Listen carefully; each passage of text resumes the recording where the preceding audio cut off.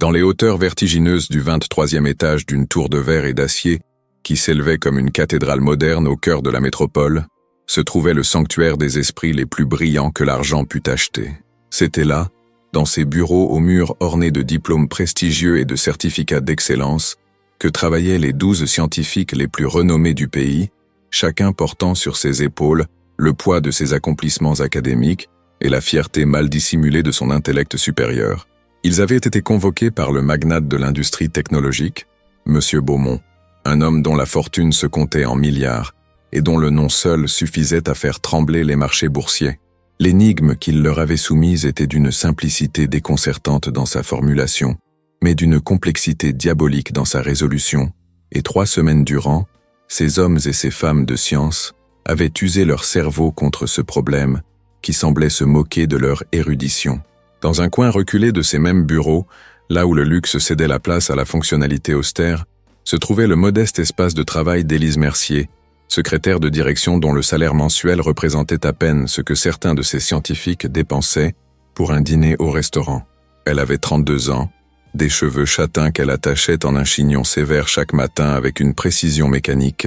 et des vêtements qui, bien que toujours propres et soignés, portaient les marques discrètes, mais révélatrices d'une existence économiquement précaire. Son manteau d'hiver avait été retourné 2 fois par une couturière du quartier populaire, où elle louait une chambre minuscule, au 5e étage sans ascenseur, d'un immeuble dont la façade s'écaillait comme la peau d'un serpent. Ses chaussures, polies avec un soin obsessionnel, dissimulaient sous leur apparence respectable des semelles usées qu'elle avait fait ressemeler 3 fois déjà, repoussant le moment inévitable où il lui faudrait en acheter une nouvelle paire et amputer dangereusement son budget déjà squelettique. Élise était arrivée dans cette entreprise 4 ans auparavant, répondant à une annonce qui promettait un salaire stable et des horaires réguliers, de luxe dont elle avait été privée durant les années tumultueuses qui avaient suivi la faillite de la petite librairie familiale et la maladie qui avait emporté sa mère, la laissant seule au monde, avec une montagne de dettes médicales qui continuait de ronger ses maigres revenus comme une rouille tenace. Elle accomplissait ses tâches avec une diligence silencieuse, qui la rendait presque invisible aux yeux de ceux qu'elle servait, fantôme efficace qui classait les documents, répondait aux appels téléphoniques, organisait les agendas surchargés de ces grands hommes qui ne la regardaient jamais vraiment, leurs yeux glissant sur elle comme sur un meuble dont on connaît la présence sans jamais vraiment le remarquer. Pourtant, derrière cette façade d'effacement volontaire, derrière ces yeux gris qui semblaient toujours légèrement baissés par déférence ou timidité, se cachait un esprit d'une acuité remarquable, forgé non pas dans les salles de cours des universités d'élite, mais dans les épreuves d'une vie où chaque franc comptait et où la survie quotidienne exigeait une forme d'intelligence que les livres n'enseignaient pas. Le problème qui tourmentait les 12 scientifiques était affiché sur un immense écran dans la salle de conférence principale, visible depuis le couloir où Élise passait régulièrement avec son chariot de café et ses piles de documents à photocopier. C'était une énigme mathématique et logique, présentée sous forme d'un diagramme complexe accompagné d'une série de chiffres et de symboles qui évoquaient à la fois les mystères des codes cryptographiques et les paradoxes de la théorie des jeux. M. Beaumont avait promis une prime substantielle à celui ou celle qui la résoudrait, somme qui représentait pour les scientifiques un bonus agréable mais non essentiel, tandis que pour Élise, si elle avait osé y penser, cela aurait signifié la libération de ses dettes et peut-être même la possibilité de louer un appartement avec une vraie cuisine et des fenêtres qui fermaient correctement. Mais elle n'y pensait pas, du moins pas consciemment, car sa place dans cette hiérarchie sociale était si bien établie, si profondément gravée dans les structures invisibles de ce monde, qu'il ne lui serait pas venu à l'esprit de se mesurer à ces titans de l'intellect qui possédaient tous les diplômes et toutes les accréditations que la société moderne utilisait pour distinguer les esprits supérieurs du commun des mortels. Les scientifiques, quant à eux, s'étaient divisés en plusieurs groupes selon leurs spécialités respectives. Il y avait le docteur Fontaine, mathématicien pur dont les publications dans les revues académiques les plus prestigieuses faisaient autorité dans son domaine. Homme à la barbe grisonnante soigneusement taillée qui portait ses lunettes cerclées d'or comme un insigne de son appartenance à l'élite intellectuelle. À ses côtés travaillait la professeure Chen, physicienne théoricienne dont les recherches sur la mécanique quantique lui avaient valu une reconnaissance internationale et qui abordait le problème avec la rigueur méthodologique qui caractérisait toutes ses entreprises. Il y avait aussi le docteur Rousseau, expert en cryptographie qui avait conseillé plusieurs gouvernements sur les questions de sécurité informatique et dont l'arrogance tranquille reflétait la certitude de sa supériorité intellectuelle. Chacun de ces esprits brillants avait apporté ses outils conceptuels, ses théories sophistiquées, ses modèles mathématiques élaborés, et pourtant, semaine après semaine, le problème résistait à leurs assauts coordonnés. La tension dans les bureaux montait progressivement comme la pression dans une cocotte minute.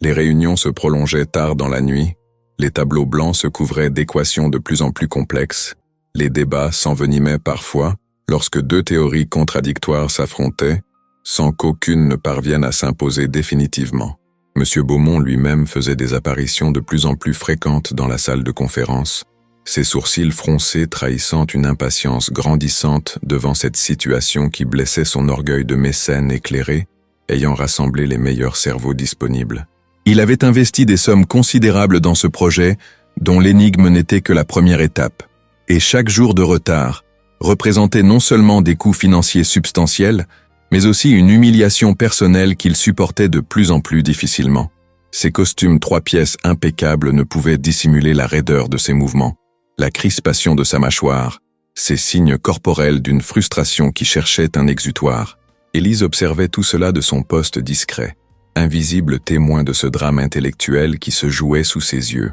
Elle apportait le café aux heures régulières, remplaçait les cartouches d'encre des imprimantes qui vomissaient des tonnes de calculs infructueux, vidait les corbeilles à papier remplies de tentatives avortées froissées avec rage. Personne ne lui adressait la parole au-delà des formules de politesse mécanique, personne ne remarquait la façon dont ses yeux s'attardaient, parfois sur l'écran affichant le problème. Personne ne percevait les rouages qui tournaient silencieusement dans son esprit tandis qu'elle accomplissait ses tâches routinières. Elle écoutait malgré elle les discussions enflammées des scientifiques, absorbait inconsciemment leurs raisonnements, leurs hypothèses, leurs impasses, et quelque chose dans son cerveau qui fonctionnait selon des paramètres différents, selon une logique forgée dans la nécessité plutôt que dans l'abstraction théorique, commençait à assembler les pièces du puzzle d'une manière que personne n'avait encore envisagée. Ce fut un mardi matin, alors qu'une averse cinglante battait les grandes baies vitrées et que le ciel gris semblait peser sur la ville comme une chape de plomb, qu'eut lieu la réunion qui allait tout changer. M. Beaumont avait convoqué les 12 scientifiques dans la grande salle de conférence, son visage dur comme le granit reflétant une détermination sans faille. Il était accompagné de plusieurs autres millionnaires, investisseurs et partenaires commerciaux, qui avaient mis leur argent dans ce projet et qui commençaient à s'impatienter devant l'absence de résultats. Ces hommes et ces femmes du monde de la haute finance, vêtus de leurs armures de tissu coûteux et de leurs bijoux discrets mais ruineux, s'installèrent autour de la grande table ovale en bois précieux, créant une assemblée intimidante de pouvoir et de richesses concentrées. L'atmosphère dans la pièce était électrique, chargée d'attentes non satisfaites et de reproches muets. M. Beaumont prit la parole d'une voix qui ne tolérait aucune contradiction, exposant sans ménagement la situation. 3 semaines s'étaient écoulées, 3 semaines durant lesquelles les meilleurs esprits scientifiques avaient été grassement payés pour résoudre un problème qui, lui avait-on assuré,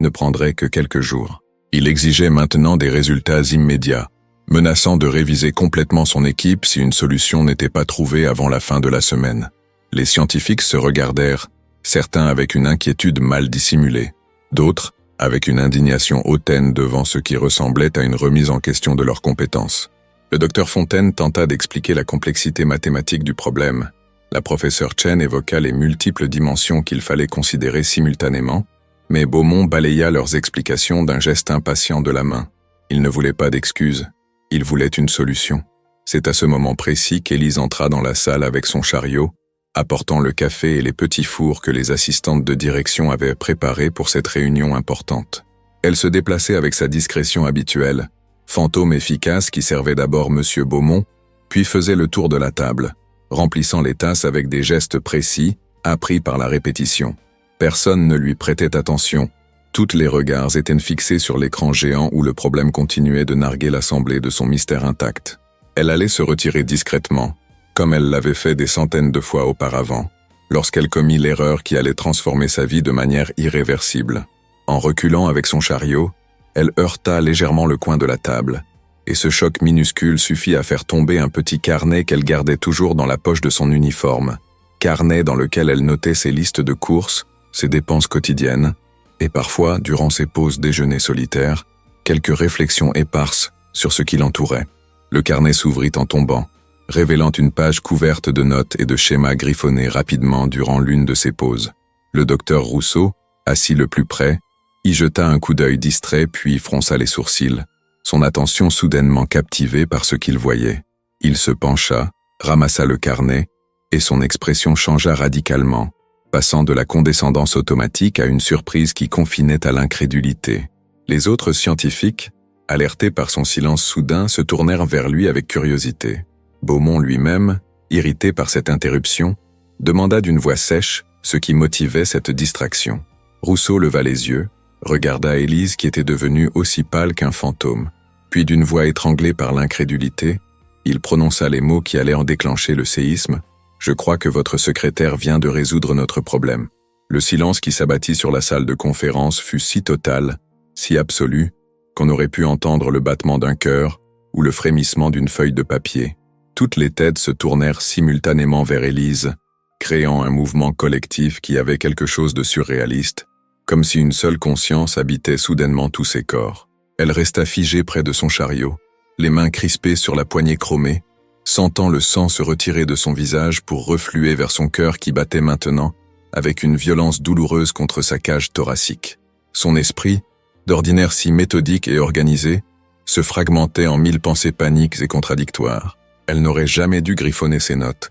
jamais dû laisser son esprit vagabonder sur ce problème qui n'était pas de son ressort, jamais dû oublier la frontière invisible mais infranchissable qui séparait son monde de celui de ces gens brillants et puissants qui la regardèrent maintenant, comme si elle venait de se matérialiser de nulle part. Monsieur Beaumont arracha littéralement le carnet des mains du docteur Rousseau avec un geste brusque qui trahissait son impatience chronique devant tout obstacle entre lui et l'information qu'il désirait. Ses yeux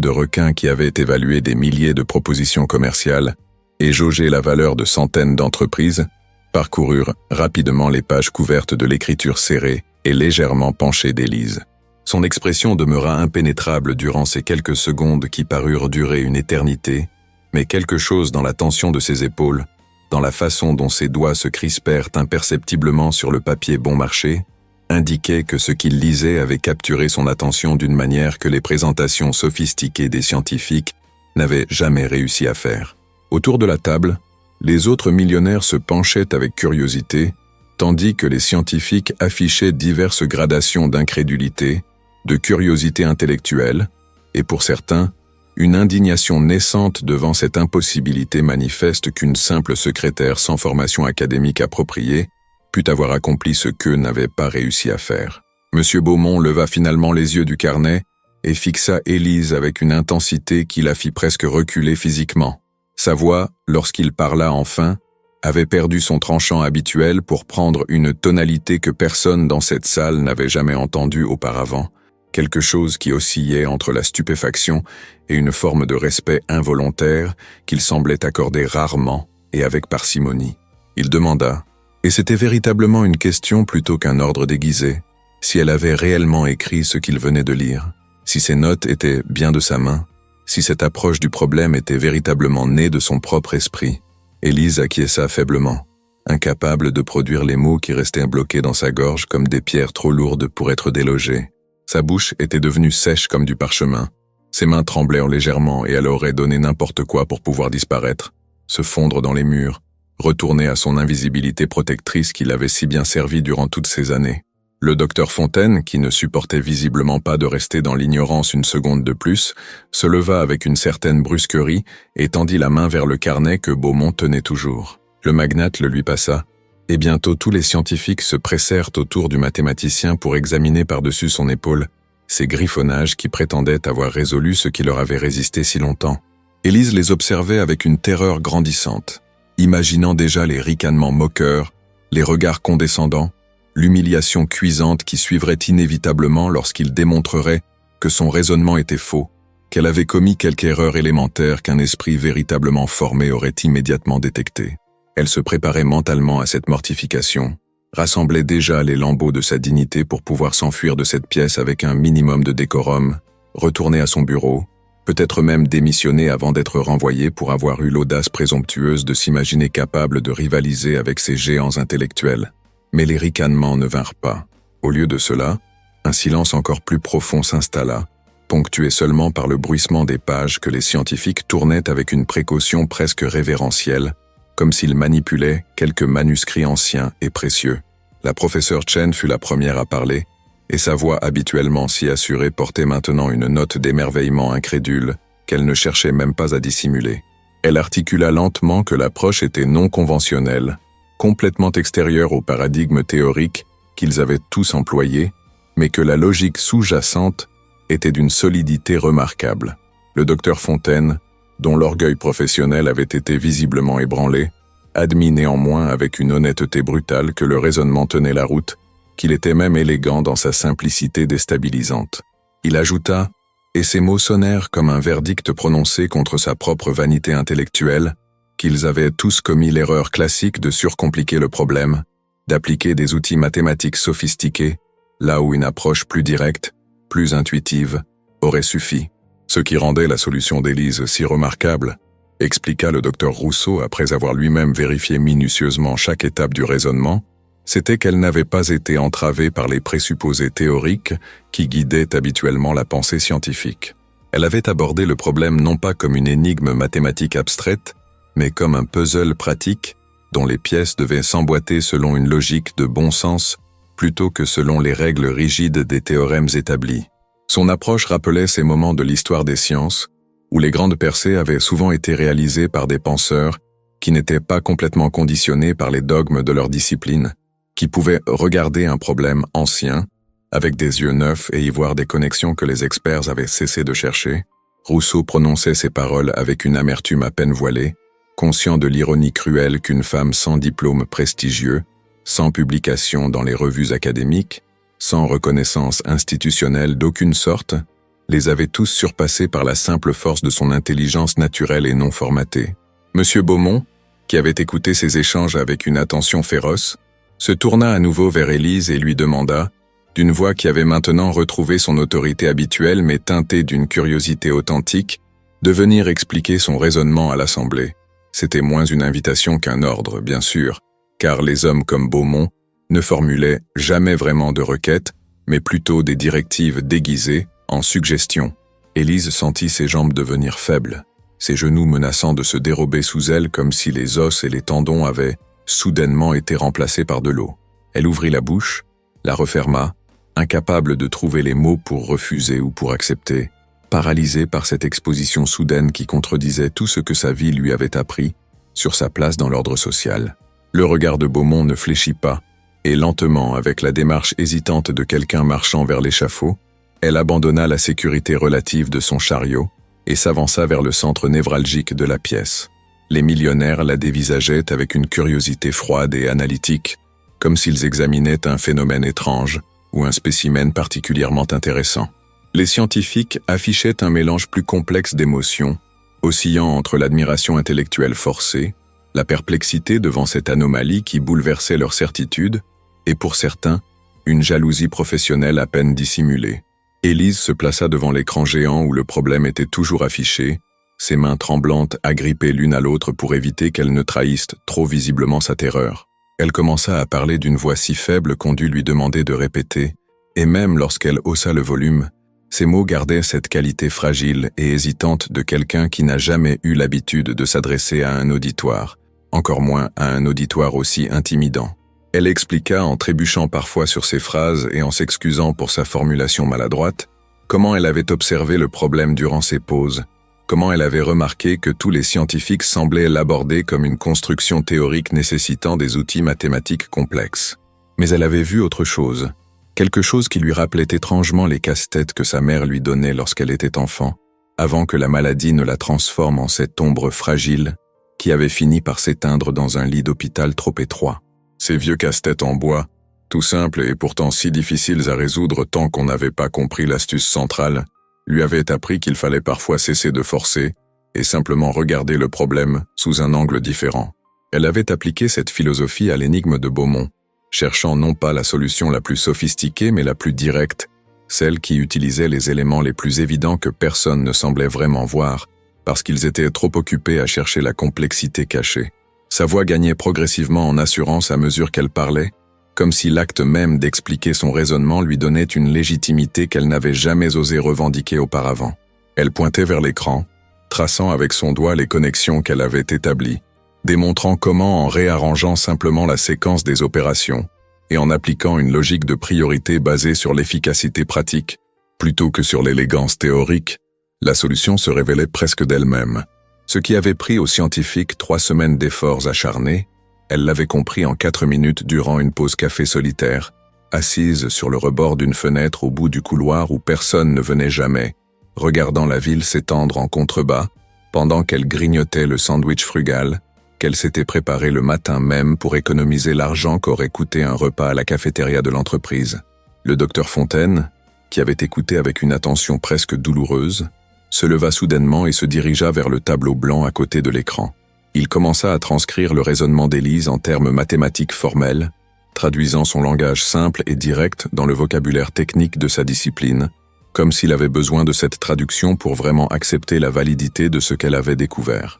Les autres scientifiques se joignirent à lui, et bientôt le tableau se couvrit d'équations et de diagrammes qui démontraient rigoureusement ce qu'Élise avait compris intuitivement. C'était à la fois une validation et une appropriation, un processus par lequel il transformait sa découverte brute en quelque chose qui rentrait dans leur cadre conceptuel familier, quelque chose qu'ils pouvaient reconnaître comme légitime selon leurs propres critères. La professeure Chen, dont l'honnêteté intellectuelle était plus grande que son orgueil, déclara finalement que la solution était non seulement correcte mais optimale, qu'aucune autre approche ne pourrait probablement faire mieux en termes d'efficacité et d'élégance, une fois qu'on avait dépassé les premières impressions de simplicité. M. Beaumont observait toute cette scène avec une expression indéchiffrable, ses doigts tambourinant lentement sur la table en bois précieux, selon un rythme qui trahissait l'activité frénétique de son esprit calculateur. Il était homme d'affaires avant tout, homme qui savait reconnaître la valeur sous quelque forme qu'elle se présente, et ce qu'il voyait maintenant représentait quelque chose de potentiellement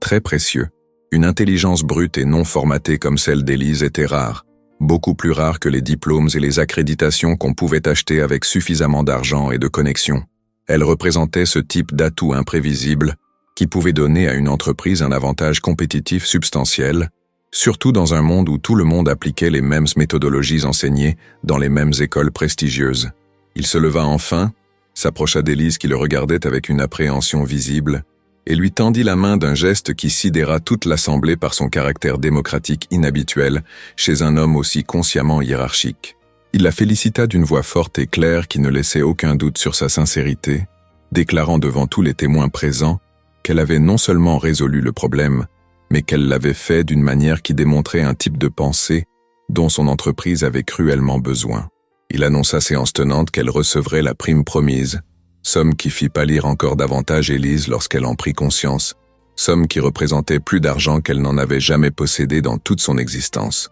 Mais Beaumont ne s'arrêta pas là, car il n'était pas homme à se contenter de demi-mesures lorsqu'il identifiait une opportunité. Il offrit à Élise, devant cette assemblée de millionnaires et de scientifiques médusés, un poste au sein du département de recherche et développement, avec un salaire qui triplerait celui qu'elle touchait actuellement, et des conditions qui transformeraient radicalement sa situation économique précaire. L'assemblée resta muette quelques instants, digérant cette annonce extraordinaire. Les millionnaires échangèrent des regards entendus, reconnaissant dans le geste de Beaumont le type de décision audacieuse et non conventionnelle qui avait fait sa fortune. Les scientifiques affichaient des réactions plus variées, certains acquiesçant avec une approbation respectueuse, d'autres gardant un silence dont on ne pouvait dire s'il reflétait l'acceptation ou une résistance muette devant cette intrusion dans leur domaine réservé. Quant à Élise elle-même, elle était devenue le centre d'un tourbillon qui dépassait complètement sa compréhension, submergée par un déluge d'émotions contradictoires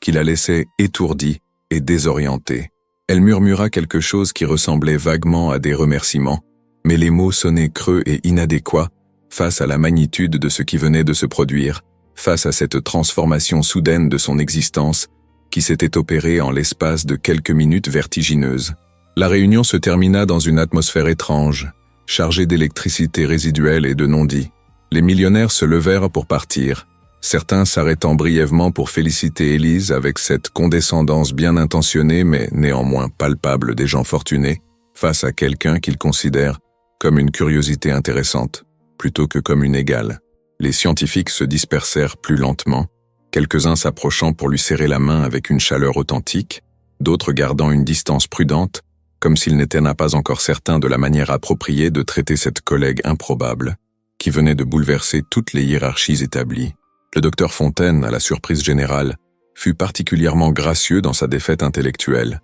admettant avec une franchise brutale qu'ils avaient tous été aveuglés par leur propre sophistication et que la leçon d'humilité qu'Élise leur avait administrée involontairement était probablement nécessaire et salutaire. Lorsque la salle de conférence se vida enfin et qu'Élise se retrouva seule avec son chariot abandonné et le bourdonnement résiduel de ce qui venait de se produire, elle demeura immobile durant un long moment, comme si bouger risquait de briser le charme fragile de ce qui ressemblait encore à un rêve improbable. Ses jambes tremblaient toujours, mais ce n'était plus seulement de terreur maintenant, c'était quelque chose de plus complexe et déstabilisant, un mélange d'incrédulité, de soulagement et d'une anxiété sourde face à l'inconnu qui s'ouvrait devant elle comme un gouffre aux contours flous. Elle regarda ses mains qui avaient servi le café et classé les documents pendant 4 années, et elles lui parurent soudainement étrangères, comme si elles appartenaient à quelqu'un d'autre, à cette nouvelle Élise, qui venait de naître dans cette salle et dont elle ne connaissait encore rien.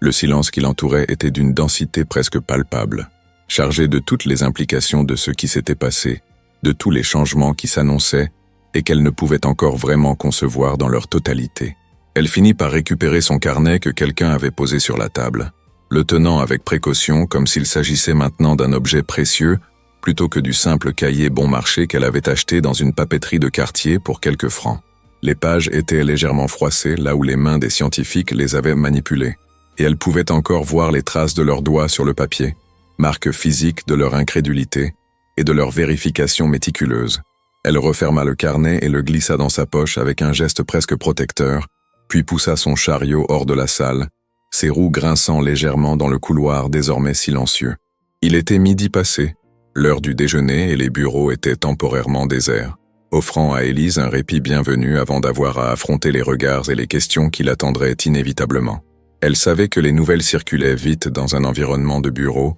que d'ici la fin de l'après-midi tout le monde saurait ce qui s'était passé, déformé et amplifié par les rumeurs et les spéculations. Elle retourna à son poste de travail, ce petit espace fonctionnel et dépouillé qui avait été son refuge durant toutes ces années, et s'assit lourdement sur sa chaise ergonomique défraîchie. Son écran d'ordinateur affichait toujours les tâches qu'elle avait laissées en suspens avant d'aller servir le café à la réunion, ces petites obligations routinières qui composaient la texture de ses journées et qui semblaient maintenant appartenir à une vie antérieure, à une version d'elle-même qui n'existait déjà plus vraiment. Elle contempla fixement l'écran sans vraiment le voir, son esprit tournant en boucle chaotique autour de ce qui venait de se produire, essayant de saisir la réalité d'une transformation qui était à la fois trop rapide et trop radicale pour être pleinement absorbée. La prime qu'on lui avait promise représentait la fin de ses dettes, la libération d'un fardeau qui l'avait écrasée durant tant d'années qu'elle avait oublié ce que c'était que de vivre sans cette pression constante. Et le nouveau poste, avec son salaire multiplié, signifiait la possibilité d'une existence différente, d'un appartement décent, de vêtements qui n'auraient pas besoin d'être retournés et reprisés jusqu'à l'usure complète. Mais au-delà de ces considérations matérielles, aussi importantes fussent-elles, il y avait quelque chose de plus profond et troublant qui commençait à émerger dans sa conscience. Son identité elle-même, cette conception d'elle-même qu'elle avait construite patiemment au fil des années pour survivre à sa condition précaire, était maintenant remise en question d'une manière fondamentale. Elle s'était toujours vue comme quelqu'un d'invisible, quelqu'un dont la valeur résidait précisément dans sa capacité à s'effacer, à servir sans être remarqué, à fonctionner comme un rouage silencieux dans une machinerie qui la dépassait. Cette vision d'elle-même n'était pas seulement une posture adoptée par nécessité, c'était devenu une partie essentielle de qui elle était, de comment elle se définissait et se comprenait. Et maintenant, cette identité soigneusement construite venait d'être pulvérisée en quelques minutes, remplacée par quelque chose qu'elle ne reconnaissait pas encore, quelque chose qui lui faisait peur autant qu'il l'attirait. L'après-midi passa dans une sorte de brouillard étrange, où Élise accomplissait machinalement ses tâches habituelles, tout en étant constamment interrompue par des collègues qui venaient la féliciter, la questionner ou simplement la regarder avec une curiosité mal dissimulée. Certaines des autres secrétaires, des femmes avec qui elle avait partagé des pauses café et des confidences sur les difficultés de joindre les deux bouts, montraient une joie sincère devant son succès inattendu, voyant peut-être en elle une sorte de revanche symbolique pour toutes les fois où leur travail et leur intelligence avaient été ignorés ou sous-estimés. D'autres affichaient une jalousie plus ou moins voilée, cette amertume compréhensible de ceux qui restent coincés dans leurs conditions, pendant que l'un des leurs s'élève soudainement au-dessus de la mêlée. Élise répondait à tout le monde avec une politesse mécanique, souriant quand il le fallait,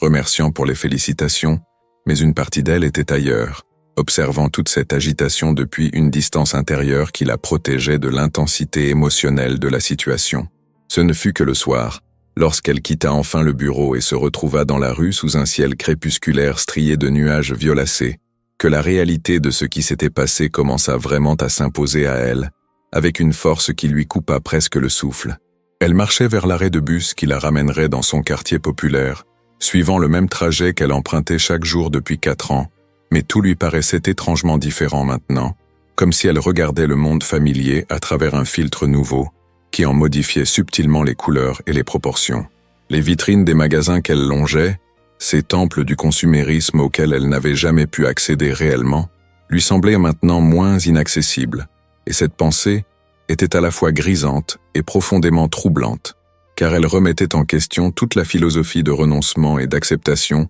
qu'elle avait développée pour survivre à sa pauvreté. Le bus arriva avec son habituel grondement diesel et son odeur caractéristique de caoutchouc et d'humanité confinée. Élise monta et chercha machinalement son passe mensuel, ce morceau de plastique qui représentait une dépense significative dans son budget, mais qui était indispensable pour ses déplacements quotidiens. Elle s'assit près de la fenêtre, à sa place habituelle, et regarda la ville défiler à travers la vitre sale. Les autres passagers l'ignoraient complètement, absorbés dans leurs propres pensées ou leur téléphone, et cet anonymat lui procurait un soulagement paradoxal, après l'exposition intense qu'elle avait subie durant la journée. Ici, dans ce bus bondé qui sentait la sueur et la fatigue, elle pouvait redevenir momentanément l'Élise qu'elle avait toujours été, la femme invisible dont personne n'attendait rien d'extraordinaire. Son quartier, lorsqu'elle y arriva enfin, lui parut à la fois familier et étrangement distant, comme si elle le voyait déjà depuis la perspective de quelqu'un qui s'apprêtait à le quitter.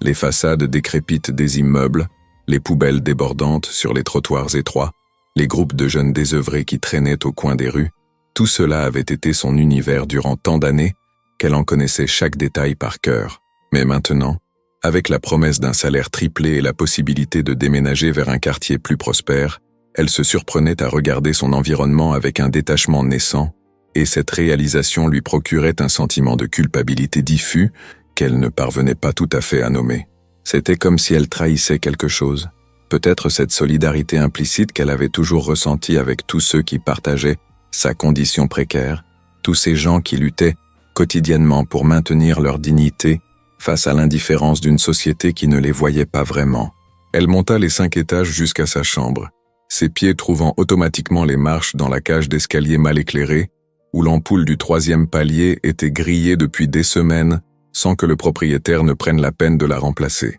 La porte de sa chambre grinça avec son bruit familier lorsqu'elle l'ouvrit, révélant l'espace minuscule qui avait été son refuge et sa prison durant toutes ces années. C'était une pièce d'environ 15 mètres carrés, avec un plafond mansardé qui obligeait à se baisser d'un côté, un lit étroit poussé contre le mur, une petite table qui servait à la fois de bureau et de table à manger, et une kitchenette réduite à sa plus simple expression. La salle de bain était au bout du couloir, partagée avec 3 autres locataires, et l'eau chaude n'était disponible que certains jours selon un horaire capricieux qui semblait n'obéir à aucune logique discernable. C'était spartiate et déprimant, mais c'était chez elle, et maintenant qu'elle réalisait qu'elle pourrait bientôt en partir, elle ressentait une mélancolie inattendue pour ce lieu qui avait abrité ses luttes et ses espoirs. Elle prépara son dîner habituel, une omelette simple avec les œufs qu'elle avait achetés en promotion au supermarché discount du quartier, accompagnée d'une tranche de pain et d'une salade composée des légumes les moins chers qu'elle avait pu trouver.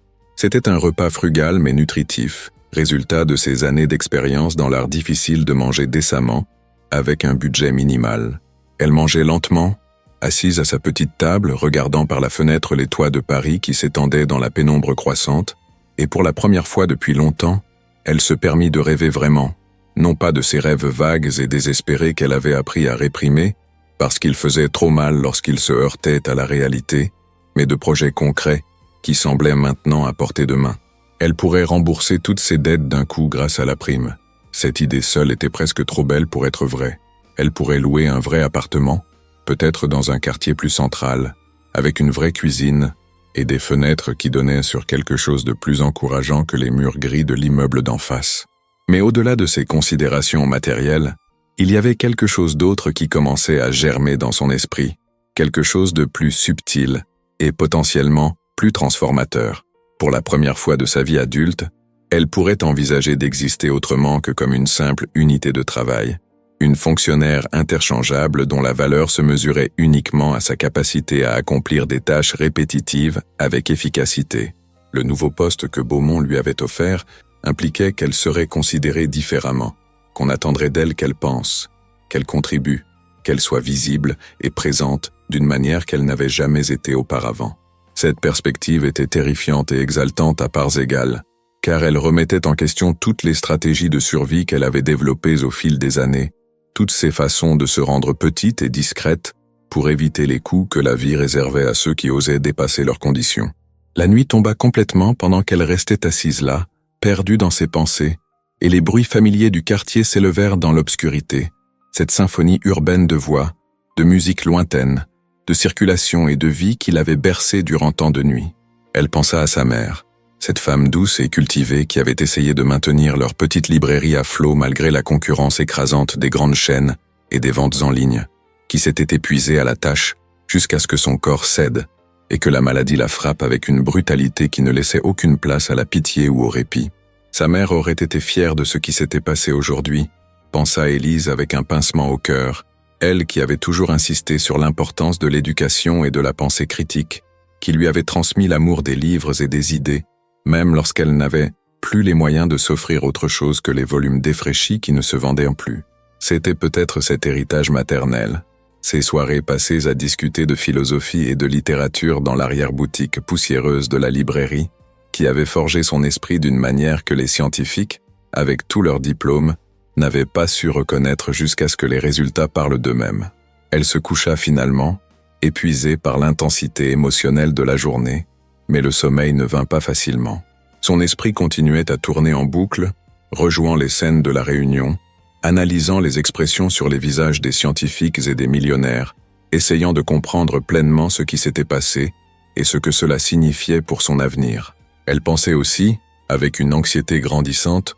au lundi suivant où elle devrait commencer dans son nouveau rôle, où elle devrait prouver que ce qui s'était passé n'était pas un coup de chance isolé, mais le reflet d'une capacité réelle et reproductible. Cette pensée la terrifiait plus que tout, car elle savait par expérience que le monde pardonnait rarement aux pauvres, qui osaient s'élever au-dessus de leurs conditions, qu'on les regardait toujours, avec une suspicion particulière, attendant qu'ils échouent pour confirmer les préjugés confortables sur la hiérarchie naturelle de la société. Elle devrait être meilleure, beaucoup meilleure que les autres, juste pour être considérée comme leur égale, et cette réalité injuste était quelque chose qu'elle comprenait avec une clarté douloureuse. Le lendemain était un samedi, jour habituellement consacré aux tâches domestiques et aux courses frugales qu'elle effectuait dans les marchés de fin de journée, où les commerçants bradaient leurs invendus. Mais cette fois, armée de la certitude de la prime qui allait arriver, elle décida de faire quelque chose d'extraordinaire, quelque chose qu'elle ne s'était jamais permis durant toutes ces années de privation.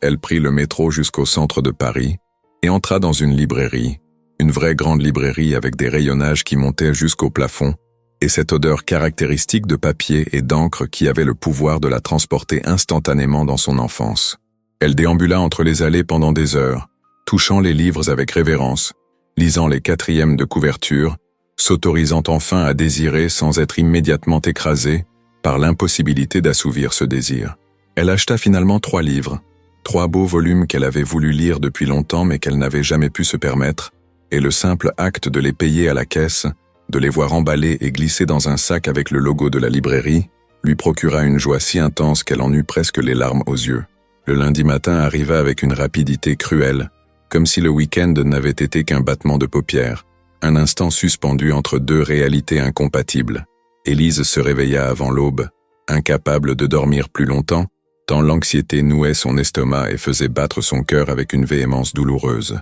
Elle se prépara avec un soin méticuleux, choisissant ses vêtements les plus présentables, tout en sachant qu'ils trahissaient encore leur origine modeste, malgré tous ses efforts pour les maintenir en état décent. Dans le miroir fissuré de sa chambre, elle examina son reflet avec une sévérité impitoyable, cherchant à y lire les signes de cette transformation qui était censée avoir eu lieu, mais ne voyant que la même femme pâle et ordinaire qu'elle avait toujours été, avec peut-être seulement une nuance nouvelle d'incertitude dans le regard qui n'y était pas auparavant. Elle attacha ses cheveux en chignon comme d'habitude, appliqua un peu de rouge à lèvres qu'elle effaça presque aussitôt de peur de paraître prétentieuse, puis descendit les escaliers sombres, avec une détermination qui cachait mal la terreur sourde qui l'habitait. Le trajet en bus lui parut interminable ce matin-là, chaque arrêt étirant le temps d'une manière élastique et cruelle, qui lui laissait trop d'espace pour imaginer tous les scénarios catastrophiques qui pourraient l'attendre. Peut-être que Beaumont avait changé d'avis durant le week-end,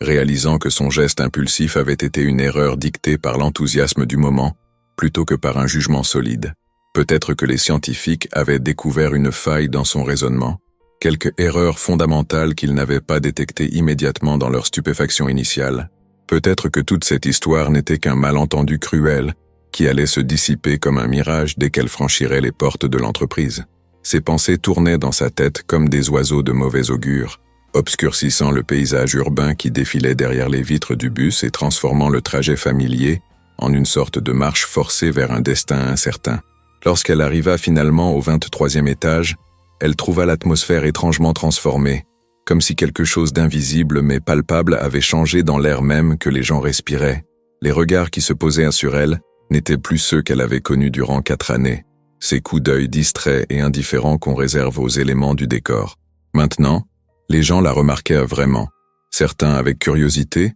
d'autres avec une sorte de respect circonspect, quelques-uns avec cette hostilité voilée, qui naît toujours lorsque quelqu'un transgresse les frontières tacites de la hiérarchie sociale. Elle se dirigea vers son ancien bureau par habitude, mais fut interceptée par l'une des assistantes de direction qui lui annonça avec un sourire professionnel que ses affaires avaient été déplacées vers son nouveau poste, dans l'aile réservée au département de recherche et développement, territoire qu'elle n'avait jamais eu l'occasion de visiter auparavant, car il était réservé au personnel technique de haut niveau. Le nouveau bureau qui lui avait été attribué était infiniment plus spacieux et mieux équipé que son ancien espace de travail, avec de vraies fenêtres offrant une vue panoramique sur la ville, plutôt que sur le mur gris qu'elle avait contemplé durant 4 ans. Il y avait un ordinateur moderne avec 2 écrans larges, une chaise ergonomique qui semblait sortir d'un catalogue de design contemporain, et même quelques touches décoratives qui humanisaient l'espace d'une manière qu'elle n'avait jamais connue dans ses fonctions précédentes.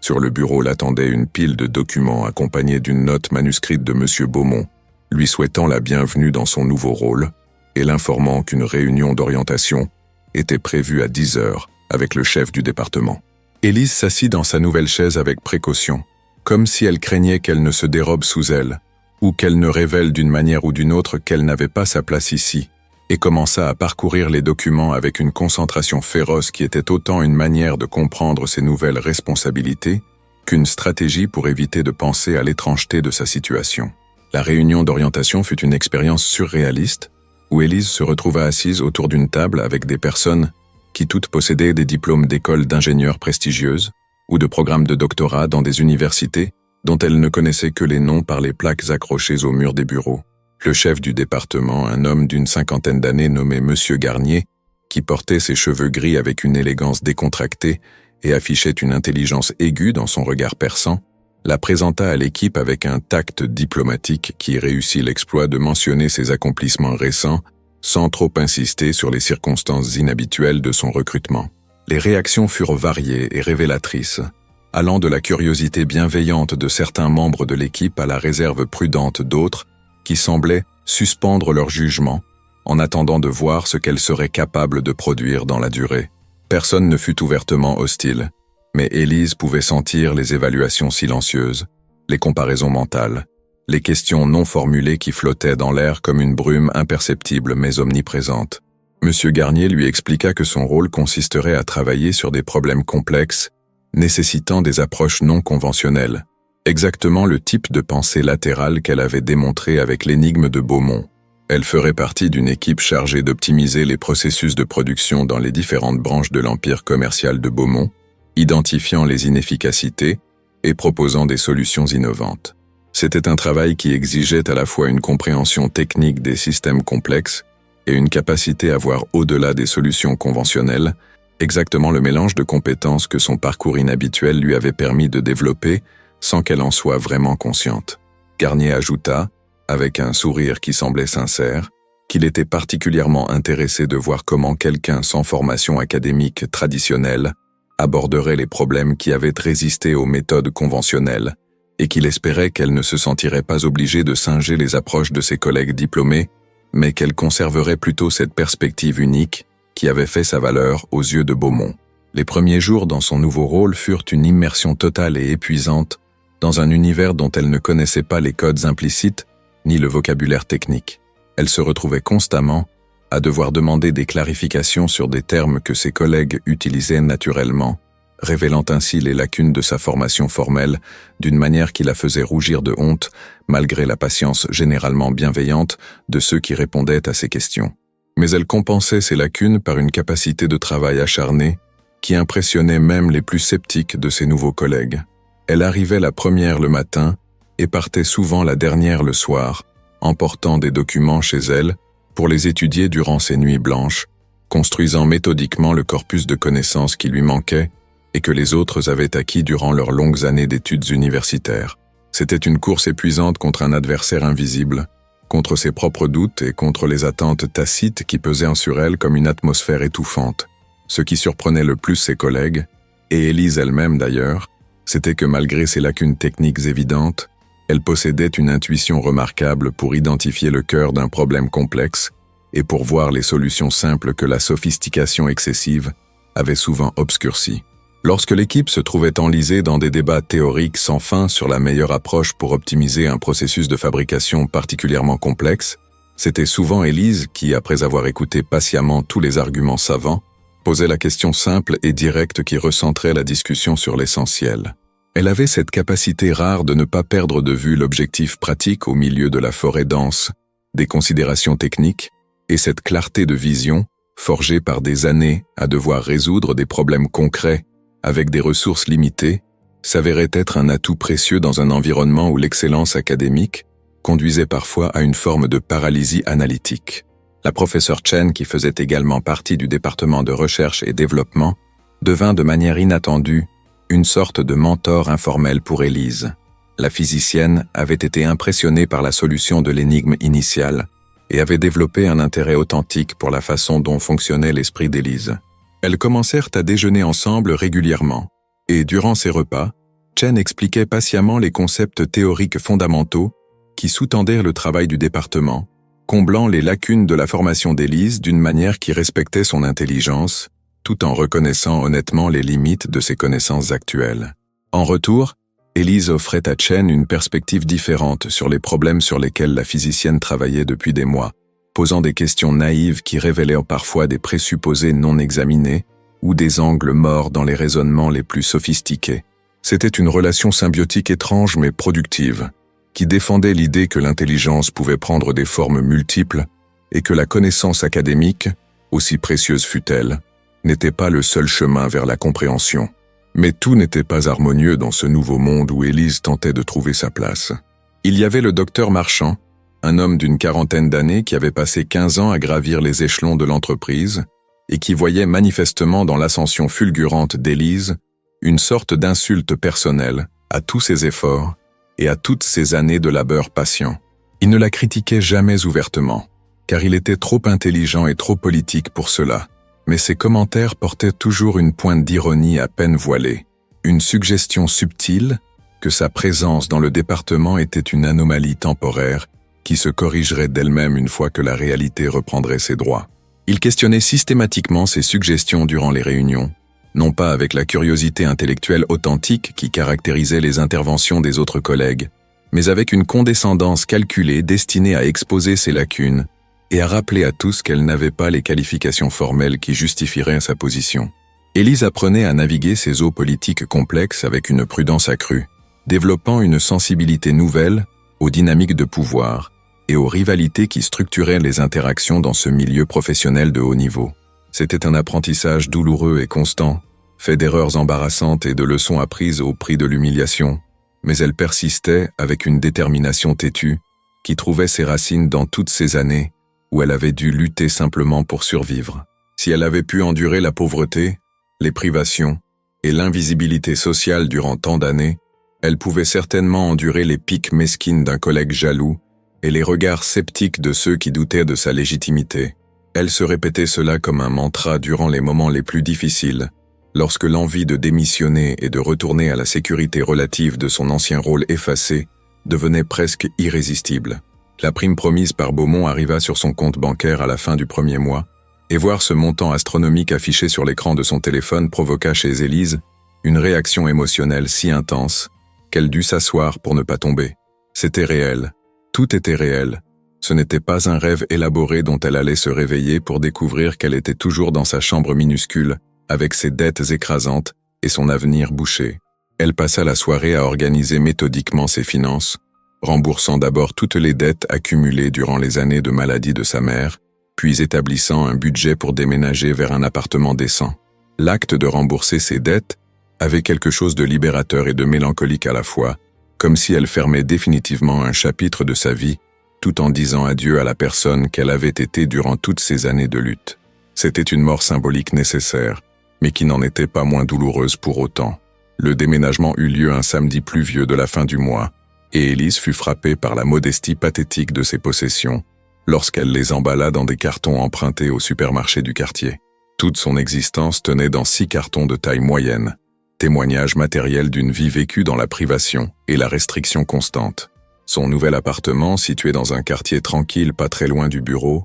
lui parut immense en comparaison de sa chambre précédente, bien qu'il ne fût en réalité qu'un modeste 2 pièces aux finitions simples. Mais il avait une vraie cuisine avec une cuisinière à 4 feux, une salle de bain privée avec de l'eau chaude à volonté, et des fenêtres qui donnaient sur une petite cour intérieure où poussaient quelques arbres plutôt que sur un mur aveugle. C'était un luxe inimaginable pour celle qu'elle avait été quelques semaines auparavant, et elle passa la première nuit dans son nouveau lit, incapable de dormir tant l'espace et le silence lui semblaient étrangers, après des années passées dans le bruit constant et l'exiguïté claustrophobique de son ancien logement. Monsieur Beaumont convoqua Élise à une réunion privée dans son bureau personnel au début du 2e mois, et elle s'y rendit avec une appréhension qu'elle ne parvenait pas complètement à dissimuler malgré tous ses efforts. Le bureau du magnate était exactement ce qu'on aurait pu attendre. Vaste espace dominé par un bureau massif en bois précieux, murs ornés d'œuvres d'art contemporains dont la valeur représentait probablement plus que ce qu'Élise gagnerait en plusieurs vies,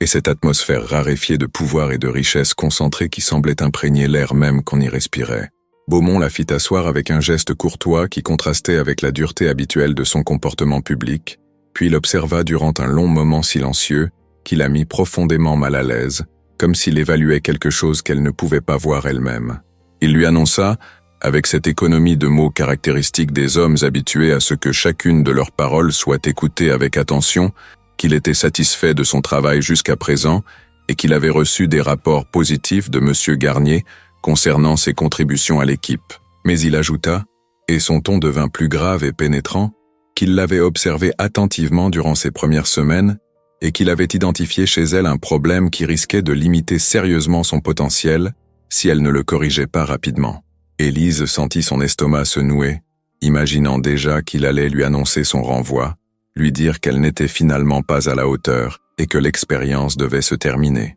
Mais ce que Beaumont dit ensuite la surprit complètement et la força à reconsidérer sa compréhension de sa propre situation. Le problème, expliqua Beaumont avec cette franchise brutale qui caractérisait tous ses jugements, n'était pas ses compétences intellectuelles ni sa capacité à résoudre des problèmes complexes, qualité dont elle avait amplement démontré la présence. Non, le problème était plus insidieux et plus difficile à surmonter parce qu'il était ancré dans les tréfonds de sa psychologie, forgé par des années de conditionnement social et de survie précaire. Le problème, dit-il en la fixant de ses yeux perçants qui semblèrent voir à travers toutes les défenses qu'elle avait soigneusement construites, était qu'elle ne croyait pas vraiment en sa propre légitimité, qu'elle se comportait encore comme une intruse dans un monde auquel elle n'appartenait pas, qu'elle s'excusait constamment d'exister dans un espace qu'elle avait pourtant gagné par mérite. Cette attitude, continua-t-il sans ménagement, envoyait des signaux subtils mais puissants à tous ceux qui l'entouraient, signaux qui invitaient à la condescendance et le scepticisme,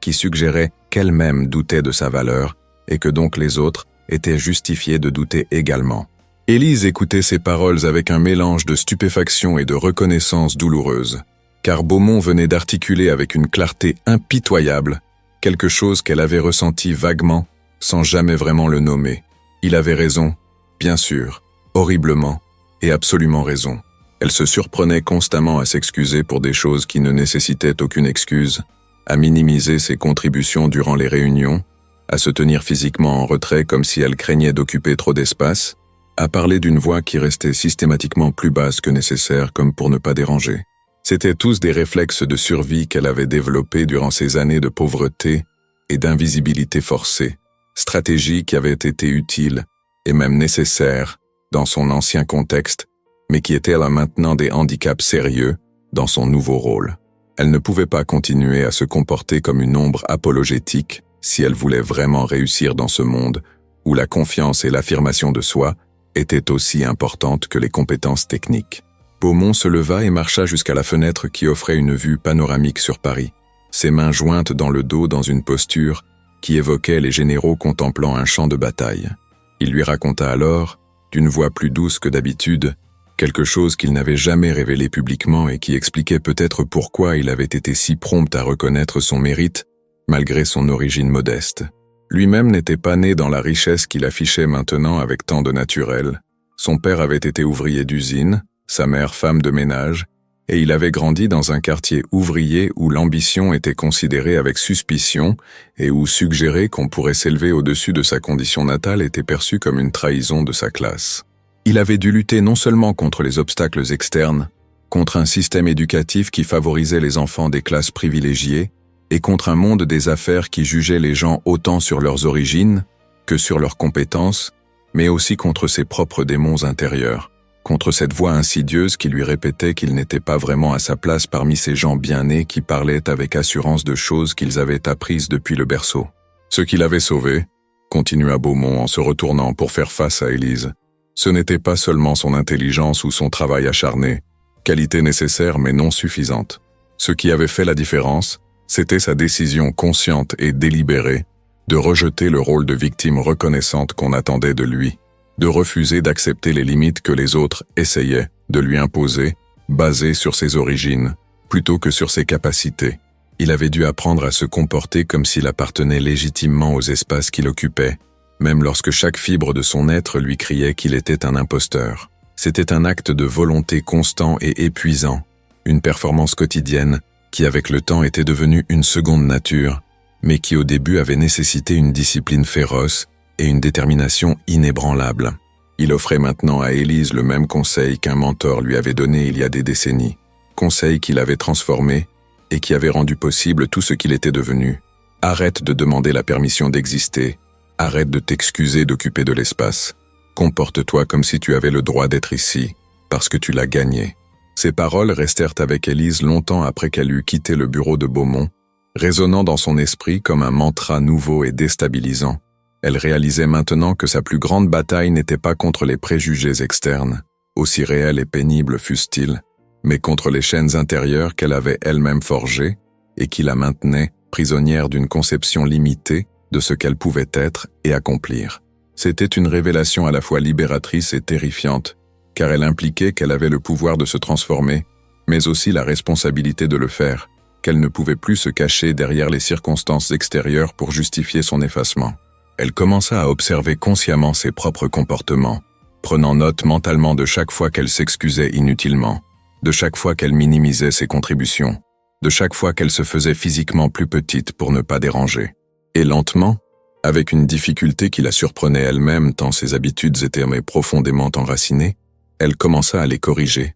à s'affirmer davantage, à occuper l'espace qu'on lui avait donné avec moins d'hésitation et de culpabilité. Le changement ne fut pas spectaculaire ni immédiat, car ces transformations profondes de la personnalité ne se font jamais rapidement ni facilement. Mais graduellement, ses collègues commencèrent à remarquer quelque chose de différent dans sa présence et dans sa manière d'interagir avec l'équipe. Elle parlait maintenant d'une voix plus assurée durant les réunions, n'hésitant plus autant avant de proposer ses idées et les défendant avec une conviction nouvelle lorsqu'elles étaient questionnées. Elle avait cessé de s'excuser constamment pour des choses qui ne nécessitaient aucune excuse, et ce simple changement modifiait subtilement mais significativement la dynamique de ses interactions avec les autres. Le docteur Marchand, qui avait jusque-là trouvé facile de la condescendre, découvrit que ses pics ironiques rencontraient maintenant une résistance plutôt que l'acceptation passive qu'il avait appris à attendre. Élise ne devenait pas arrogante ni agressive, mais elle développait cette forme de confiance tranquille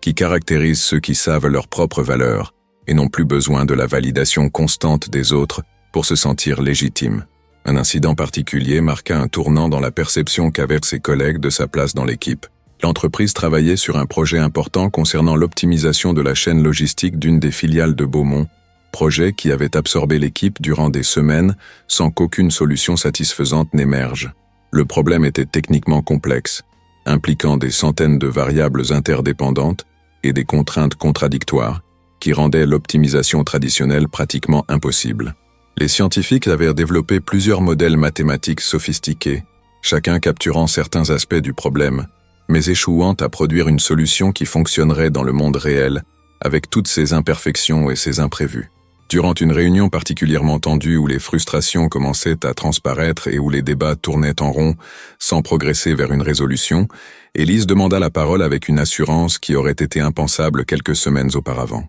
Elle proposa une approche complètement différente, une approche qui abandonnait l'idée d'une optimisation parfaite et mathématiquement élégante au profit d'une solution pragmatique construite sur des heuristiques simples et des règles de décision flexibles. Son raisonnement était que dans un système aussi complexe et imprévisible que la logistique du monde réel, chercher la perfection théorique était non seulement futile, mais contre-productif, car cela créait des solutions fragiles qui s'effondraient dès que les conditions réelles déviaient des hypothèses du modèle. Au lieu de cela, elle suggérait de développer un système adaptatif qui acceptait l'imperfection, mais qui était robuste face aux variations et aux perturbations inévitables. Son explication était claire et convaincante, appuyée par des exemples concrets tirés de situations qu'elle avait observées durant ses années comme secrétaire, lorsqu'elle avait été témoin invisible des innombrables fois où les plans parfaits s'étaient heurtés au chaos de la réalité quotidienne. Le silence qui suivit sa présentation était différent des silences embarrassés qu'elle avait connus auparavant.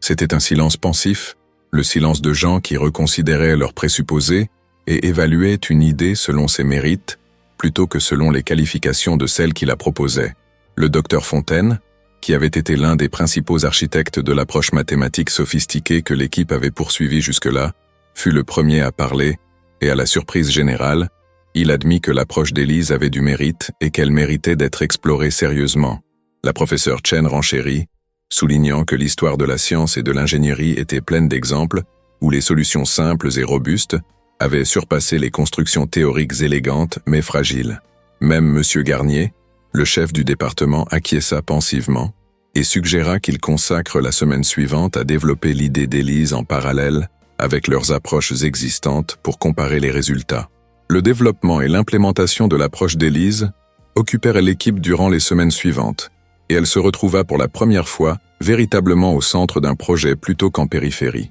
C'était une position inconfortable et exigeante, car chaque décision qu'elle prenait était scrutée et chaque proposition qu'elle faisait était évaluée avec une attention qui ne laissait aucune place à l'erreur. Mais elle découvrait aussi qu'elle possédait une capacité naturelle pour le leadership et la coordination qui n'avait jamais eu l'occasion de se manifester dans ses rôles précédents. Elle savait écouter les préoccupations de ses collègues et intégrer leurs expertises techniques dans le cadre général qu'elle avait proposé, créant ainsi une solution qui était véritablement collaborative plutôt qu'une imposition autoritaire d'une vision unique. Cette approche inclusive gagnait progressivement l'adhésion même des membres de l'équipe, qui avaient été initialement les plus sceptiques quant à sa légitimité. Les tests initiaux de la nouvelle approche produisirent des résultats prometteurs qui dépassaient les performances des modèles mathématiques, plus sophistiqués dans la plupart des scénarios réels. Le système qu'ils avaient développé n'était pas parfait selon les critères théoriques traditionnels, mais il était robuste,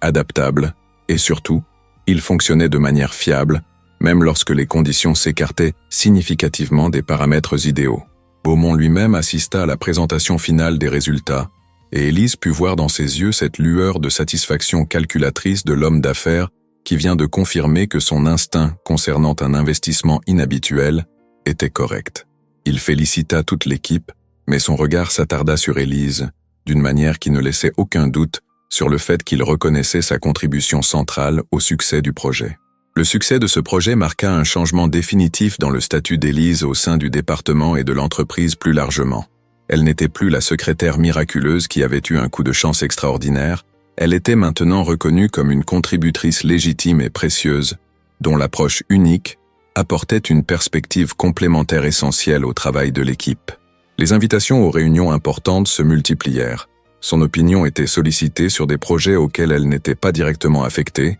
et elle se retrouvait progressivement intégrée dans les réseaux informels de pouvoir et d'influence qui structuraient réellement le fonctionnement de l'entreprise au-delà des organigrammes officiels. C'était un processus graduel et parfois encore inconfortable, car elle découvrait que le monde des professionnels hautement qualifiés avait ses propres codes sociaux complexes et ses rituels subtils qu'elle devait apprendre à naviguer sans le guide que représente généralement une formation académique partagée. La transformation d'Élise n'était pas seulement professionnelle, elle était aussi profondément personnelle et touchait tous les aspects de son existence. Dans son nouvel appartement, elle commença à accumuler progressivement les objets et le confort qu'elle s'était toujours refusé, non pas par goût du luxe ostentatoire, mais simplement parce qu'elle s'autorisait enfin à vivre avec dignité et sans la restriction constante qui avait caractérisé toutes ces années de pauvreté. Elle acheta de vrais meubles plutôt que les rebuts récupérés qu'elle avait toujours utilisés auparavant, installa des rideaux qui donnaient à l'appartement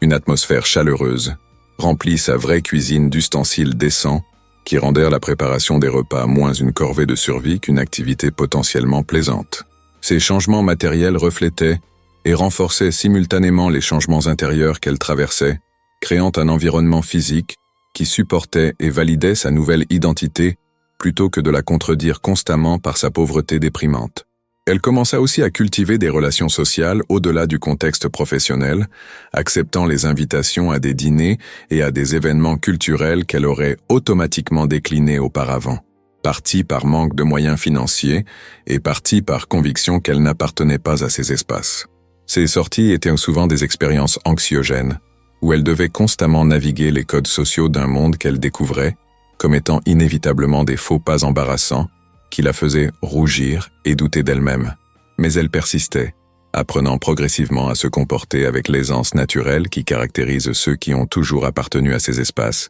même si cette aisance restait pour elle une performance consciente plutôt qu'un comportement spontané. La professeure Chen devint une amie véritable plutôt qu'une simple collègue ou mentor, et leur complicité intellectuelle s'épanouissait maintenant dans des conversations qui s'étendaient bien au-delà des sujets professionnels pour toucher à la philosophie, à l'art, à la condition humaine dans toute sa complexité. 6 mois après avoir résolu l'énigme qui avait transformé sa vie, Élise se retrouva invitée à une grande réception que Beaumont organisait pour célébrer le lancement d'une nouvelle initiative commerciale majeure. C'était le genre d'événement mondain auquel elle n'aurait jamais eu accès dans sa vie antérieure. Soirée fastueuse dans un hôtel particulier du 16e arrondissement où se pressaient les élites du monde des affaires, de la politique et de la culture parisienne. Elle avait acheté pour l'occasion sa première vraie robe de soirée, dépensant plus d'argent sur un seul vêtement qu'elle n'en avait dépensé sur toute sa garde-robe durant les 4 années précédentes, et ce geste même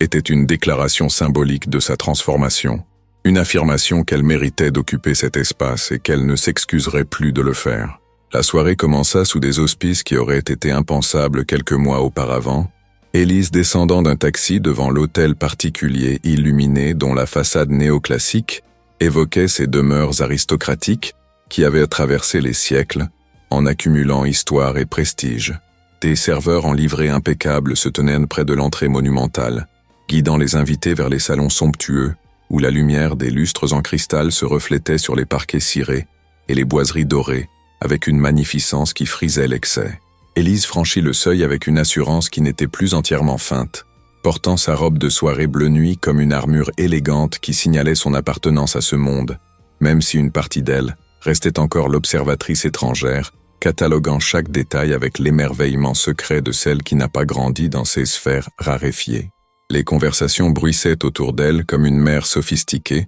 où s'entrecroisaient les accents de l'argent ancien et du pouvoir nouvellement acquis, mélange caractéristique de ces événements, où les hiérarchies sociales se négociaient constamment sous couvert de civilité polie. Elle aperçut plusieurs de ses collègues dispersés dans la foule. La professeure Chen élégante dans une robe de soie émeraude, qui contrastait magnifiquement avec sa chevelure sombre, le docteur Fontaine engagé dans une conversation animée, avec un groupe de personnes qu'elle ne reconnaissait pas, même le docteur Marchand qui pour une fois semblait avoir mis de côté son animosité habituelle, probablement parce que le contexte social de la soirée imposait des règles de bienséance qui transcendaient les rivalités professionnelles. Chen l'aperçut et lui fit signe de la rejoindre, introduisant Élise au petit groupe avec qui elle conversait comme sa collègue brillante, dont elle avait mentionné les contributions remarquables au département de recherche,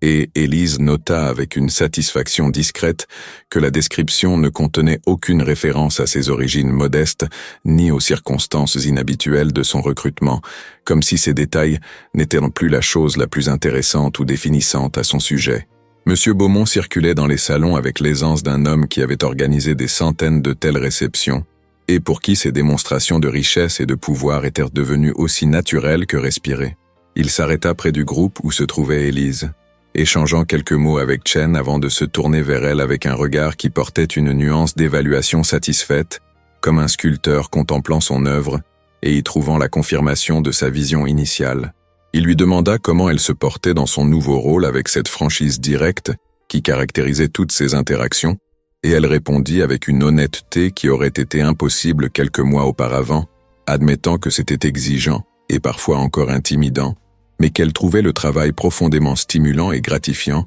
d'une manière que ses fonctions précédentes ne l'avaient jamais été. Beaumont hocha la tête avec approbation, puis ajouta d'une voix assez forte pour être entendue par tous ceux qui se tenaient à proximité, qu'elle représentait exactement le type de talent non conventionnel que son entreprise devait cultiver, si elle voulait maintenir son avantage compétitif dans un monde où tout le monde appliquait les mêmes méthodologies apprises dans les mêmes écoles prestigieuses. Cette déclaration publique de soutien de la part de Beaumont avait plus de poids que n'importe quel titre officiel ou augmentation salariale aurait pu avoir, car elle signalait à tout l'écosystème social et professionnel présent ce soir-là que sa légitimité était validée au plus haut niveau et que quiconque choisirait de la remettre en question le ferait à ses propres risques. Élise voyait les regards qui se posaient sur elle changer subtilement, acquérant cette nuance de respect calculé et d'intérêt stratégique que les gens accordent à ceux qu'ils identifient comme possédants ou étant sur le point de posséder un pouvoir significatif. C'était une leçon fascinante et légèrement cynique sur le fonctionnement des hiérarchies sociales, sur la façon dont la perception de la valeur d'une personne pouvait être transformée instantanément par l'approbation de quelqu'un occupant une position encore plus élevée dans la pyramide du pouvoir. Elle était exactement la même personne qu'elle avait été 5 minutes auparavant, mais maintenant les gens l'abordaient avec plus de déférence, souriaient plus chaleureusement, manifestaient plus d'intérêt pour ses opinions et ses expériences. Au cours de la soirée, elle se retrouva engagée dans plusieurs conversations qui l'auraient paralysée de terreur quelques mois auparavant. Discussions avec des cadres supérieurs d'autres entreprises, avec des investisseurs influents, même avec un député qui s'intéressait aux questions d'innovation technologique. Elle découvrait qu'elle pouvait tenir sa place dans ces échanges, non pas en prétendant posséder une expertise qu'elle n'avait pas, mais en posant des questions intelligentes et en offrant des perspectives basées sur son expérience unique et son approche pragmatique des problèmes complexes. Les gens semblaient apprécier cette fraîcheur, cette absence de jargon technique inutile et de posturing intellectuel qui caractérisait souvent les conversations dans ces milieux, et plusieurs personnes lui donnèrent leur carte en exprimant l'espoir de continuer la discussion dans un cadre plus professionnel. C'était le genre de networking naturel et organique qui ouvrait des portes et créait des opportunités, et Élise réalisait qu'elle était en train d'accumuler un capital social qui aurait été totalement inaccessible dans sa vie antérieure. Vers le milieu de la soirée, alors qu'elle se tenait près d'une des grandes fenêtres donnant sur les jardins illuminés de l'hôtel particulier, elle fut rejointe par une femme d'une 60aine d'années, à l'élégance sobre mais indéniable, dont le visage lui semblait vaguement familier sans qu'elle puisse immédiatement placer d'où elle la connaissait. La femme se présenta comme Madame Dubois, membre du conseil d'administration de la Fondation Beaumont qui finançait divers projets éducatifs et sociaux, et elle expliqua qu'elle avait entendu parler du parcours inhabituel d'Élise et souhaitait discuter avec elle d'une idée qui lui tenait à cœur. La Fondation envisageait de lancer un programme destiné à identifier et soutenir des talents prometteurs issus de milieux défavorisés, des jeunes gens qui possédaient l'intelligence et la détermination nécessaires pour réussir, mais qui manquaient des ressources et des connexions que les enfants des classes privilégiées tenaient pour acquis. Madame Dubois pensait qu'Élise, avec son expérience directe de ces obstacles et sa démonstration spectaculaire qu'ils pouvaient être surmontés, serait la personne idéale pour contribuer à la conception et peut-être même à la direction d'un tel programme. Cette proposition ouvrait une dimension entièrement nouvelle dans la transformation d'Élise, la possibilité non seulement de consolider sa propre position, mais de servir de pont pour d'autres qui se trouvaient encore dans la situation qui avait été la sienne. C'était une responsabilité intimidante mais aussi profondément significative, l'opportunité de transformer son expérience personnelle en quelque chose de plus large et de plus durable qu'un simple récit de réussite individuelle. Elle écouta Madame Dubois décrire la vision du programme avec une attention fascinée, posant des questions sur les détails pratiques et offrant déjà quelques suggestions basées sur sa compréhension intime des obstacles réels que rencontraient les gens dans sa situation antérieure, obstacles qui étaient souvent invisibles ou incompréhensibles pour ceux qui n'avaient jamais eu à les affronter. Elles convinrent de se rencontrer la semaine suivante pour discuter plus en détail, et lorsqu'elles se séparèrent, Élise sentait qu'une porte s'ouvrait vers un avenir qu'elle n'aurait même pas osé imaginer quelques mois auparavant. La soirée se poursuivit dans un tourbillon d'interactions et de découvertes, et ce ne fut que tard dans la nuit, alors que les invités commençaient à se disperser et que l'énergie collective de l'événement s'essoufflait graduellement, qu'Élise se retrouva un moment seule sur la terrasse donnant sur les jardins maintenant silencieux. L'air frais de la nuit était un soulagement bienvenu après la chaleur étouffante des salons bondés, et elle s'appuya contre la balustrade de pierre en contemplant les lumières de Paris qui scintillaient dans le lointain comme une constellation terrestre. Elle pensait au chemin qu'elle avait parcouru depuis ce matin, où elle avait heurté maladroitement la table de conférence et laissé tomber son carnet, événement apparemment insignifiant, qui avait déclenché une cascade de transformations, qui avait complètement remodelé son existence. C'était étrange de réaliser à quel point sa vie pouvait être différente maintenant, comme si elle habitait maintenant une réalité parallèle qui coexistait à peine avec celle où elle avait vécu durant tant d'années. Mais avec ces réflexions venait aussi une conscience mélancolique de tout ce qu'elle avait perdu, ou plutôt laissé derrière dans cette transformation. L'Élise qui avait vécu dans cette chambre minuscule, qui avait compté chaque franc avec une anxiété constante, qui s'était rendue invisible par nécessité et par habitude, cette Élise n'existait plus vraiment, ou du moins, elle était en train de s'estomper progressivement comme une photographie exposée trop longtemps à la lumière. Il y avait quelque chose de triste dans cette mort symbolique, même si ce qui la remplaçait était objectivement meilleur selon tous les critères matériels et sociaux. Elle pensait aux autres secrétaires avec qui elle avait partagé des pauses café et des confidences,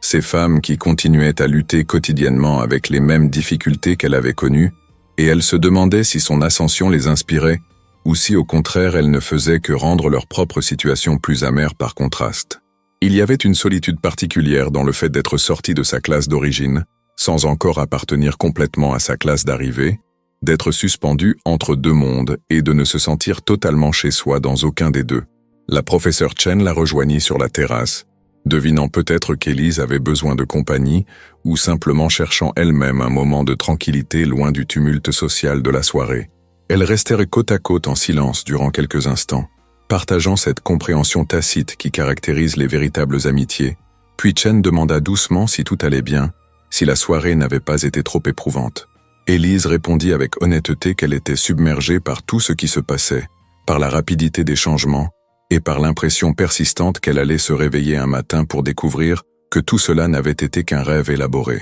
Chen sourit avec compréhension et partagea sa propre expérience d'immigrante venue de Chine pour poursuivre ses études doctorales en France, racontant comment elle avait elle-même dû naviguer les eaux troubles de l'intégration dans un monde nouveau, où les règles non écrites étaient souvent plus importantes et plus difficiles à maîtriser que les connaissances académiques formelles. Elle assura Élise que ce sentiment de déplacement diminuerait avec le temps, mais ne disparaîtrait probablement jamais complètement, et que ce n'était pas nécessairement une mauvaise chose, car cette perspective d'outsider apportait une clarté de vision que ceux qui avaient toujours appartenu ne possédaient pas. Lorsqu'Élise quitta finalement la soirée dans les premières heures du matin, montant dans un taxi qui la ramènerait vers son appartement, elle se sentait épuisée mais aussi étrangement sereine, comme si quelque chose d'important s'était résolu en elle durant cette nuit. Elle regardait la ville défiler à travers la vitre du taxi, ces rues qu'elle connaissait maintenant sous deux lumières différentes, celle de la pauvreté et celle de la réussite, et elle réalisait que cette double perspective était peut-être le véritable cadeau de son parcours, plus précieux même que l'argent ou le statut qu'elle avait acquis. Elle comprenait maintenant des choses sur le fonctionnement de la société, sur les mécanismes de l'exclusion et de l'inclusion, sur l'arbitraire des hiérarchies qui prétendaient être basées sur le mérite, mais qui reposaient souvent sur des accidents de naissance et des opportunités inégalement distribuées, chose que ceux qui n'avaient jamais traversé ces frontières ne pourraient jamais vraiment comprendre. Les semaines et les mois qui suivirent virent Élise s'engager de plus en plus profondément dans le programme de la Fondation Beaumont, travaillant avec Madame Dubois et une équipe d'éducateurs et de travailleurs sociaux pour développer un système qui pourrait identifier et soutenir des talents prometteurs issus de milieux défavorisés. C'était un travail qui engageait non seulement son intelligence analytique, mais aussi sa compréhension intime et vécue des obstacles réels que ces jeunes gens affrontaient, obstacles qui allaient bien au-delà des simples questions financières pour toucher aux structures psychologiques profondes de la confiance en soi et de la légitimité perçue. Elle insistait pour que le programme ne se contente pas de fournir des bourses d'études et un soutien financier, aussi nécessaires fussent-ils, mais qu'il inclut aussi un accompagnement psychologique et un mentorat destiné à aider ces jeunes à développer la confiance et les compétences sociales nécessaires pour naviguer des environnements où ils seraient souvent les seuls de leur origine. Son travail au département de recherche et développement continuait parallèlement, et elle avait maintenant établi sa réputation comme une contributrice essentielle, dont les approches non conventionnelles avaient prouvé leur valeur à plusieurs reprises. Elle n'était plus la secrétaire miraculeuse qui avait eu un coup de chance extraordinaire, elle était simplement Élise Mercier, analyste senior dont l'expertise était reconnue et respectée. Le docteur Marchand lui-même avait fini par accepter sa présence, sinon avec enthousiasme, du moins avec une résignation professionnelle, reconnaissant tacitement qu'elle avait gagné sa place par mérite plutôt que par favoritisme. L'équipe fonctionnait maintenant de manière plus harmonieuse, ayant appris à combiner les forces diverses de ses membres pour produire des solutions qui étaient meilleures que ce qu'aucun d'entre eux aurait pu développer individuellement. Un an presque jour pour jour après l'incident qui avait transformé sa vie, Élise se retrouva à nouveau dans la grande salle de conférence du 23e étage, mais cette fois, elle y était en tant que présentatrice plutôt qu'en tant que servante invisible. Elle était là pour présenter les résultats du premier programme pilote de la Fondation, initiative qui avait identifié et soutenu 20 jeunes talents issus de milieux défavorisés dans leur parcours vers l'enseignement supérieur et les carrières professionnelles. Les résultats étaient encourageants, dépassant même les attentes initiales en termes de taux de réussite académique et d'intégration sociale. Mais plus important encore, les témoignages des participants révélaient que le soutien psychologique et le mentorat avaient été aussi cruciaux que l'aide financière, confirmant l'intuition d'Élise que les obstacles les plus difficiles à surmonter étaient souvent ceux qui habitaient l'esprit plutôt que ceux qui se trouvaient dans l'environnement externe. Beaumont était présent à cette présentation, assis au même endroit où il s'était tenu un an auparavant, lorsqu'il avait transformé la vie d'Élise par sa décision impulsive de reconnaître son mérite. Il écoutait avec son attention caractéristique, posant des questions incisives sur la scalabilité du programme et sur les métriques utilisées pour évaluer son succès, question d'homme d'affaires plus que de philanthrope. Mais lorsque la présentation se termina et que l'assemblée applaudit poliment, il s'approcha d'Élise et lui dit quelque chose qui resta avec elle longtemps après, quelque chose qui encapsulait la transformation qu'elle avait traversée et validait les choix qu'elle avait faits. Il lui dit qu'en la recrutant, il avait pensé acquérir un esprit analytique unique qui pourrait résoudre des problèmes complexes, et qu'il avait obtenu cela, et bien plus encore. Mais ce qu'il n'avait pas anticipé, ce qui rendait son pari encore plus payant qu'il ne l'avait imaginé, c'était qu'elle avait non seulement excellé dans son rôle technique, mais qu'elle avait aussi trouvé une manière de transformer son expérience personnelle en quelque chose qui bénéficiait à d'autres, créant ainsi une valeur qui transcendait les simples considérations commerciales. Ces paroles touchèrent Élise plus profondément que n'importe quelle augmentation salariale ou promotion aurait pu le faire, car elle reconnaissait quelque chose d'essentiel qu'elle avait découvert durant cette année de transformation. Sa valeur ne résidait pas seulement dans sa capacité à résoudre des énigmes ou à optimiser des processus, aussi importantes que fussent ses compétences. Sa vraie valeur, ce qui la rendait véritablement unique et irremplaçable, c'était cette perspective double qu'elle possédait maintenant, cette capacité à voir les deux côtés d'une frontière sociale que la plupart des gens ne traversaient jamais dans leur vie. Elle pouvait comprendre les scientifiques avec leurs théories sophistiquées et leurs approches académiques, mais elle pouvait aussi comprendre les secrétaires et les travailleurs ordinaires dont l'intelligence n'était pas validée par des diplômes, mais qui possédaient néanmoins une sagesse pratique et une perspicacité que l'éducation formelle ne pouvait pas enseigner. Ce soir-là, alors qu'elle rentrait chez elle dans son appartement décent avec ses fenêtres qui donnaient sur quelque chose de plus encourageant qu'un mur aveugle, Élise sortit le vieux carnet qui avait déclenché toute cette cascade de transformation et le feuilleta lentement, relisant les notes griffonnées durant une pause café qui semblait maintenant appartenir à une vie antérieure. Les pages portaient encore les traces des doigts des scientifiques qui les avaient examinées avec incrédulité un an auparavant, marque physique d'un moment où deux mondes s'étaient rencontrés et où quelque chose d'improbable, mais de profondément juste s'était produit. Elle ne regrettait rien de ce qui s'était passé, ni les difficultés de l'adaptation, ni les moments de doute, ni même les pertes symboliques qui accompagnaient inévitablement toute transformation majeure. Elle était devenue quelqu'un de différent, quelqu'un qu'elle n'aurait jamais pu imaginer devenir lorsqu'elle servait le café dans cette salle de conférence, mais elle portait toujours en elle la mémoire vivante de qui elle avait été, et cette mémoire était sa boussole et son guide dans le territoire nouveau qu'elle habitait maintenant. Les 12 scientifiques avaient échoué non pas parce qu'ils manquaient d'intelligence ou de connaissances, mais parce qu'ils avaient été prisonniers de leur propre cadre conceptuel, incapables de voir au-delà des paradigmes qui structuraient leurs pensées. Elle avait réussi en 4 minutes, non pas parce qu'elle était plus intelligente qu'eux, mais parce qu'elle voyait le problème avec des yeux neufs,